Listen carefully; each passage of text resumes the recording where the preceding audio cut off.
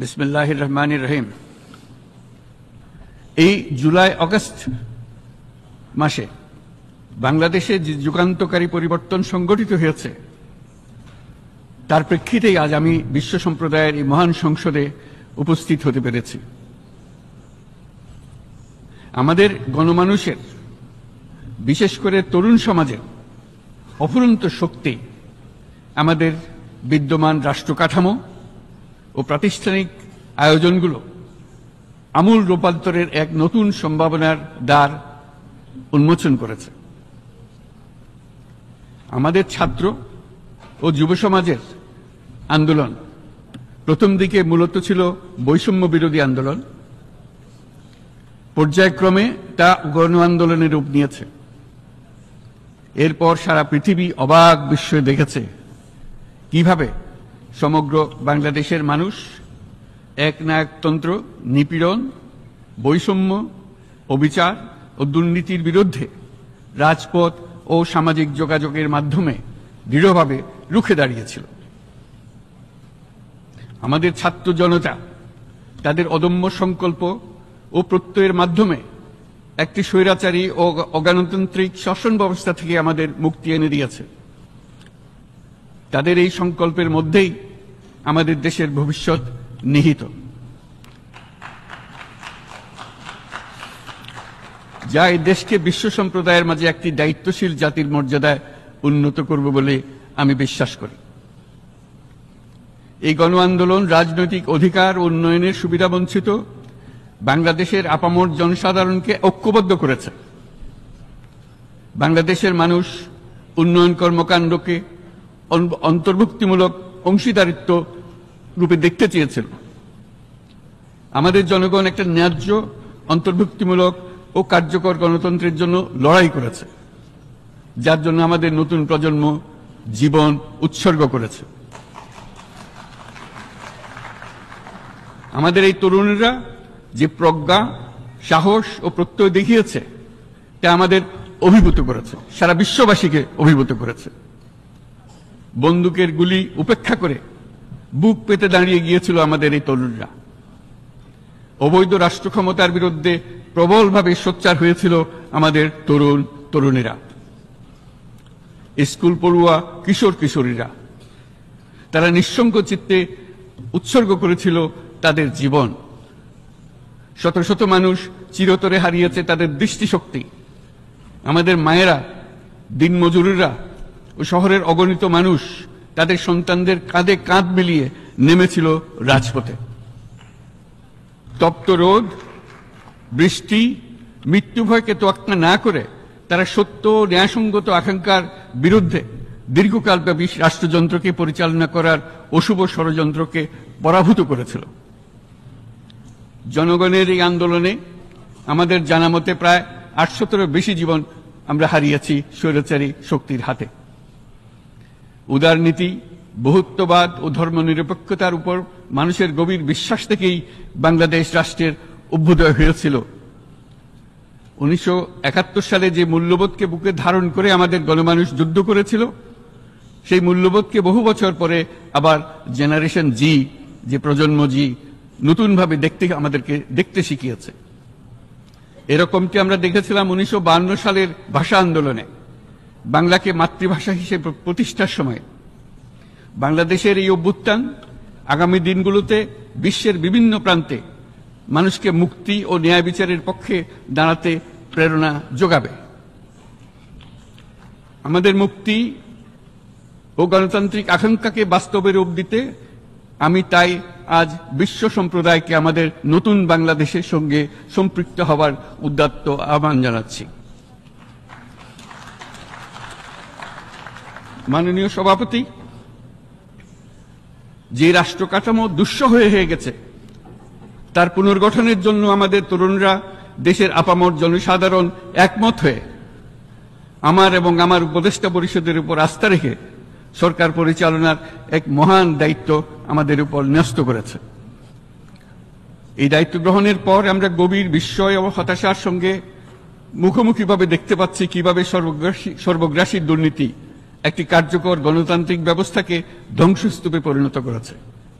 কিভাবে রাষ্ট্রের মূল প্রতিষ্ঠানগুলোকে নির্মমভাবে দলীয়করণের আবর্তে বন্দী করে রাখা হয়েছিল, কিভাবে জনগণের অর্থকে লুটপাট করা হয়েছিল, কিভাবে একটি বিশেষ স্বার্থান্বেষী গোষ্ঠী সমস্ত ব্যবসা বাণিজ্যকে অন্যায়ভাবে নিজেদের হাতে কুক্ষিগত করে দেশের সম্পদ অবাধে বিদেশে পাচার করে দিয়েছে।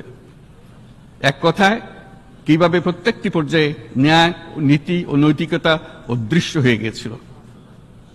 এরকম এক অবস্থার দেশকে পুনর্গঠন এবং জনগণের কাঙ্ক্ষিত রাষ্ট্র ব্যবস্থা প্রতিষ্ঠিত করার জন্য আমাদের উপর দায়িত্ব প্রদান করা হয়েছে।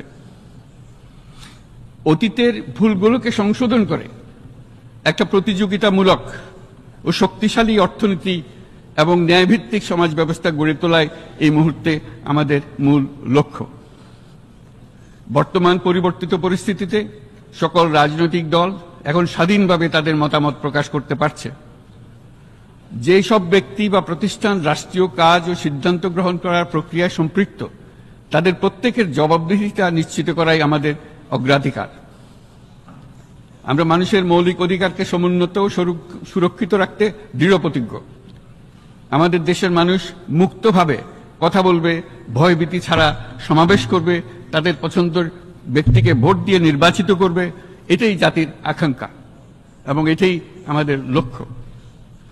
বিচার বিভাগের স্বাধীনতা সংরক্ষণ ও সাইবার ডোমেইন সহ গণমাধ্যমের স্বাধীনতা সুসংহতকরণে আমরা প্রতিজ্ঞাবদ্ধ।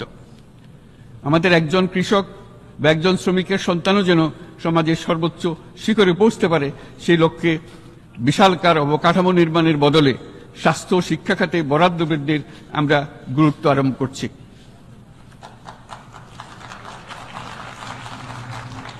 রাষ্ট্র ব্যবস্থার সকল পর্যায়ে সুশাসন ফিরিয়ে আনাই আমাদের অভীষ্ট।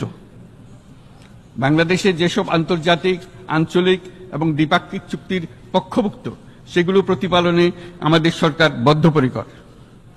জাতিসংঘ সহ বহুপাক্ষিক বিশ্ব কাঠামোতে বাংলাদেশের সক্রিয় অংশগ্রহণ ও অবদান অব্যাহত থাকবে। পারস্পরিক শ্রদ্ধাবোধ, মর্যাদা ও স্বার্থরক্ষণের ভিত্তিতে বাংলাদেশ বিশ্বের সকল রাষ্ট্রের সাথে বন্ধুত্বপূর্ণ সম্পর্ক বজায় রাখবে। বাংলাদেশ মনে করে যে শান্তি রক্ষা ও সংঘাত মোকাবেলা জনগণের সমৃদ্ধি নিশ্চিত করার মূল চালিকা শক্তি। সাম্প্রতিক বিপ্লবকালে আমাদের ইতিহাসের সবচেয়ে কঠিনতম সময়ে জনগণের মুক্তির আকাঙ্ক্ষা পূরণে তাদের পাশে দৃঢ়ভাবে দাঁড়িয়ে আমাদের সাহসী সশস্ত্র বাহিনী সমূহ আরও একবার শান্তির প্রতি তাদের অঙ্গীকার প্রমাণ করেছে।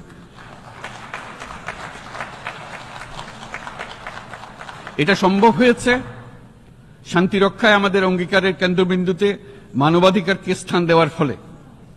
জাতিসংঘের পিস বিল্ডিং কমিশনের সূচনা লগ্ন থেকেই শান্তি রক্ষার মতো শান্তি বিনির্মাণেও বাংলাদেশ সমান অঙ্গীকার ব্যক্ত করে এসছে। আমাদের দিনগুলোতে আমরা জাতিসংঘের শান্তি রক্ষা কার্যক্রমে আমাদের মূল্যবোধ ভিত্তিক অবদানের ধারাবাহিকতা রক্ষা, সমুন্নত ও প্রসারিত করতে বদ্ধপরিকর। জাতিসংঘের শান্তি রক্ষা কার্যক্রমে অবদানকারী তৃতীয় বৃহত্তম রাষ্ট্র হিসেবে বাংলাদেশ এখন পর্যন্ত 43টি দেশে 63টি মিশনে শান্তিরক্ষী প্রেরণ করেছে।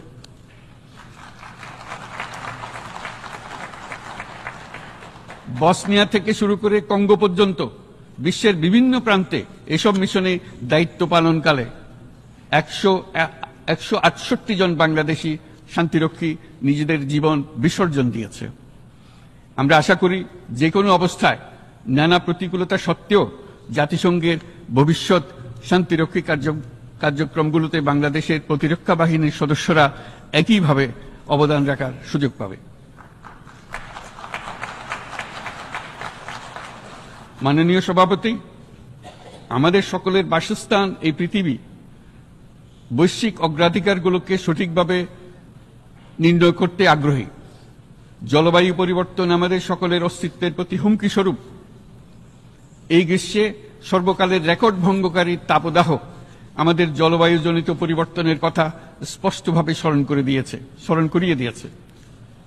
আমাদের যা প্রয়োজন তা হল জলবায়ু সম্পর্কিত ন্যায় বিচার, যাতে করে দায়িত্বজ্ঞানহীন সিদ্ধান্ত, উদাসীন আচরণ কিংবা এর মাধ্যমে সাধিত ক্ষতির বিষয়ে যারা সংশ্লিষ্ট তাদের দায়বদ্ধ করা যায়। জলবায়ু পরিবর্তনজনিত দীর্ঘমেয়াদী প্রভাবগুলো অপূরণীয় ক্ষতির কারণ হয়ে দাঁড়িয়েছে। আমরা জীব বৈচিত্র্য হারিয়ে ফেলছি, প্যাথোজেনের পরিবর্তনের ফলে নতুন রোগ বাড়ছে, কৃষিক্ষেত্রে চাপ বাড়ছে ক্রমাগতভাবে, পানি সম্পদ ঝুঁকিতে ফেলছে আমাদের বাসযোগ্যতাকে, সমুদ্র পৃষ্ঠের উচ্চতা বৃদ্ধি এবং লবণাক্ততা আমাদের ক্ষতি করছে প্রতিনিয়ত। ঘূর্ণিঝড়ের সংখ্যা ও মাত্রা বৃদ্ধির কারণে যে ক্ষতি হচ্ছে তাকে উপেক্ষা করার সুযোগ নেই। ক্ষুদ্র কৃষক, প্রান্তিক পর্যায়ে জীবিকা অন্বেষণকারীরা জলবায়ু পরিবর্তনজনিত ঝুঁকির মুখোমুখি হচ্ছে সবচেয়ে বেশি। আমি আজ এই বিশ্ব সভায় যখন কথা বলছি তখন বাংলাদেশের পূর্বাঞ্চলে 50 লাখেরও অধিক মানুষ তাদের জীবদ্দশায় হওয়া সবচেয়ে ভয়াবহ বন্যা মোকাবেলা করে যাচ্ছে।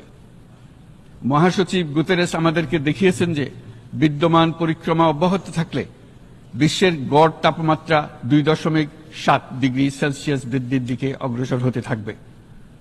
তাই বাংলাদেশের মতো জলবায়ু ঝুঁকিতে থাকা দেশগুলোতে অভিযোজনের জন্য ব্যাপক বিনিয়োগের আহ্বান জানাচ্ছি।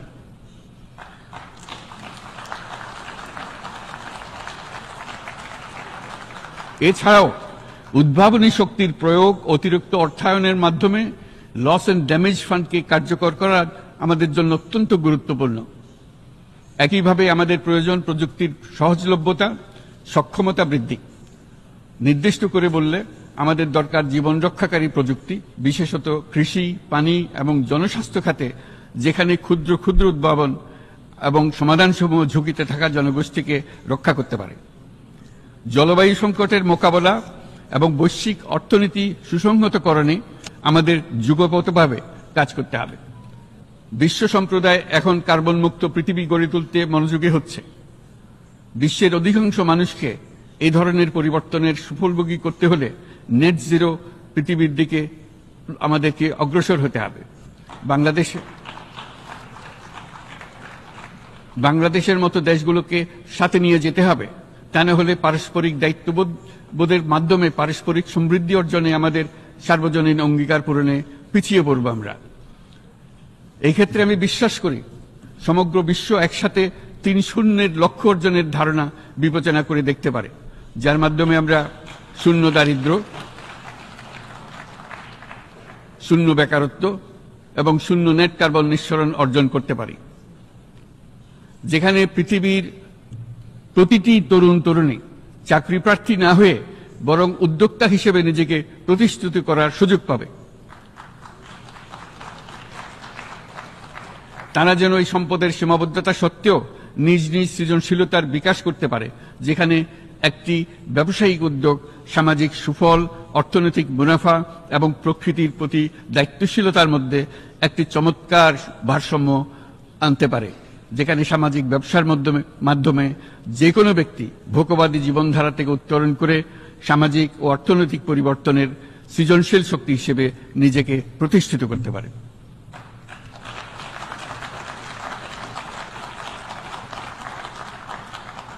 এই সময়ে তাই প্রয়োজন উন্নত উন্নয়নশীল সকল দেশসমূহ এবং বিভিন্ন অংশীদারদের মধ্যে নতুন দৃষ্টিভঙ্গি, নতুন মূল্যবোধ এবং নতুন একতা।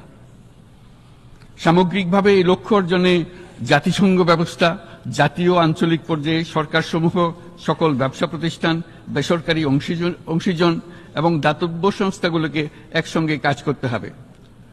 আমাদের অর্থনৈতিক কাঠামোতে সামাজিক ব্যবসাকে স্থান দিলেই নিচের অর্ধেকাংশ মানুষের জীবনে তা বিরাট পরিবর্তন আনতে পারে।